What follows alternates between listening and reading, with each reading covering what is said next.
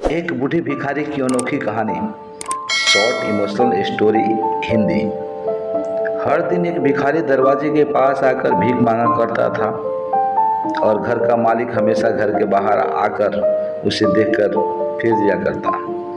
कई बार उसके लिए गालियां बकता। वो कहता कि तू जिंदा ही क्यों है, पूरी जिंदगी ऐसे ही भीख मांगेगा क्या, धरती का बोझ क्यों बना बैठा है। और कभी कभी उस भिखारी को गुस्से में वह धक्का भी मार दिया करता। इतना कुछ हो जाने के बावजूद भी भिखारी के मुंह से सिर्फ यही निकलता कि भगवान भगवान तुम्हारे पापों को माफ करे। एक बार सेठ के धंधे में बड़ा नुकसान होने की खबर मिली। सेठ बहुत परेशान था कि तभी उसके दरवाजे पर वही भिखारी आया। गुस्से में अपना आपा खोते हुए सेठ ने उस भिखारी को पत्थर दे मारा। पत्थर लगने के कारण भिखारी का सर फूट गया और उसके सर से खून बहने लगा।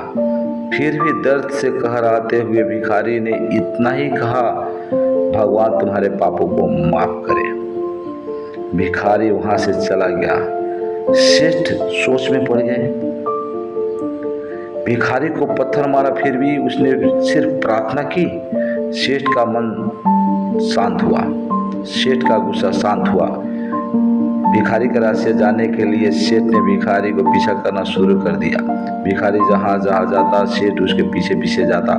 सेठ ने देखा कि कोई उसको खाना देता, उसको मारता, अपमानित करता, कोई गाली देता। लोग भिखारी के साथ चाहे जैसा भी व्यवहार करते, लेकिन भिखारी सबके लिए एक ही प्रार्थना करता, भगवान तुम्हारे पापों को माफ करे। भिखारी वहां से चला गया। सेठ सोच में पड़ गए। भिखारी को पत्थर मारा, फिर भी उसने सिर्फ प्रार्थना की।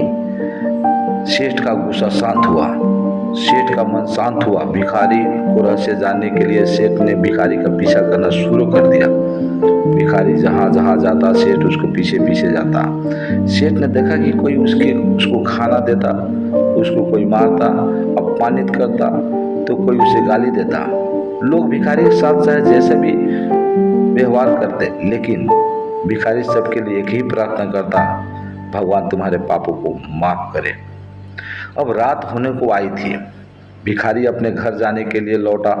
वो अपने घर पहुंच गया, लेकिन अब भी सेठ उसको पीछा कर रहा था।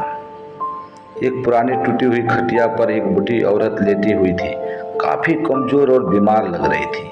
वह भिखारी की पत्नी थी। अपने पति को वापस लौट आता देख वह खाट से उठ खड़ी हुई। पत्नी ने अपने पति के भीख वाले कटोरा में देखा, उसमें सिर्फ आधी बासी रोटी थी। उसे देखकर वह बोली, आज बस इतना ही मिला? और हाँ, आपके सिर से खून निकल रहा है, ये चोट कैसे लगी? बूढ़ा भिखारी बोला, आज बस इतना ही मिला, किसी ने कुछ नहीं दिया, बस कुछ ने गाली दी और एक ने पत्थर फेंक कर मारा, इसलिए मेरा सर फट गया। एक गहरी ठंडी सांस लेकर बूढ़ा भिखारी फिर से बोला, यह मेरे ही पापों का फल है। तुम्हें याद है कुछ साल पहले हम कितने अमीर थे? क्या कुछ नहीं था हमारे पास। हमारे पास हर चीज जरूरत से ज्यादा थी, लेकिन हमने कभी दान नहीं किया। और उससे भी बुरा हमने उस अंधे भिखारी के साथ किया जो हमारे दरवाजे पर भीख मांगने आया करता था। बूढ़ी पत्नी आंखों में आंसू आ गए। वह बोली, हाँ, हम उस बेचारे अंधे के साथ बहुत बुरा करते थे, उसका अपमान करते थे, उसको खाने के लिए रोटी की जगह कागज दिया करते, उसका मजाक उड़ाया करते और कभी कभी मारा भी करते। उसके मुंह पर मिट्टी भी फेंकी थी और वह हमेशा दुखी होकर यही कहता कि भगवान तुम्हें तुम्हारे किए की सजा जरूर देगा, भगवान तुम्हारे पापों को सजा जरूर देगा। उसका श्राप सच हुआ और हम इस दुख भरी जिंदगी में आ गए। भिखारी बोला, हाँ, उसका श्राप सच हुआ, इसीलिए मैं किसी को बद्दुआ नहीं देता। चाहे कोई मेरे साथ कैसा भी बर्ताव करे, मैं हमेशा उसके लिए प्रार्थना करता हूँ। मैं नहीं चाहता कि कोई भी हमारे जैसा जिंदगी का अनुभव करे, किसी को भी हमारे जैसा दुखों का सामना करना पड़े। वो नहीं जानता कि कितना बड़ा पाप कर रहा है, इसीलिए अनजाने में हुए पाप की ऐसी सज़ा किसी को भी मिले मैं नहीं चाहता। सेठ वहीं पर छुपकर सारी बातें सुन रहा था। अब उस सब को समझ में आ गया। भिखारी और उसकी पत्नी ने वह आधी रोटी मिल बांट कर खाए और भगवान को धन्यवाद बोलकर सो गए। अगले दिन बड़ा भिखारी फिर से भीख मांगने गया। सेठ के घर के पास जाते हैं। सेठ ने पहले से ही गर्म रोटियां उसके लिए निकाल कर रखी थी। उसे देते हुए सेठ विनम्र से बोला, माफ कर दीजिए बाबा, मुझसे बहुत बड़ी गलती हो गई। बूढ़ा भिखारी बोला, भगवान तेरा भला करे। इतना कहकर वह वहां से निकल गया। इस कहानी से जो सीख लेने लायक है वह बड़ी सिंपल है।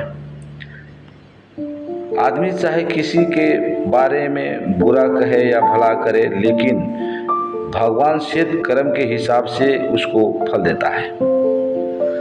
क्या हुआ अगर भगवान नहीं दिखता है, लेकिन यह बात बिल्कुल सच है, उसके खाते में सबका हिसाब बहुत बहुत पक्का होता है। इसीलिए जब किसी के लिए कुछ भी करो तो अच्छा करो कि फल आपको अच्छा मिलेगा। हेलो दोस्तों, पूरा कहानी सुनने आपकी ये कहानी सुनने से कैसे महसूस अभी आप कर रहे हैं कमेंट में ज़रूर बताइएगा। और ये जो मेरा चैनल है अखंड सिनेमा, उसे आप सब्सक्राइब। एक बूढ़े भिखारी की अनोखी कहानी, ऐसा video short emotional story Hindi. हर दिन एक भिखारी दरवाजे के पास आकर भीख मांगा करता था और घर का मालिक हमेशा घर के बाहर आकर उसे देखकर फिर दिया करता। कई बार उसके लिए गालियां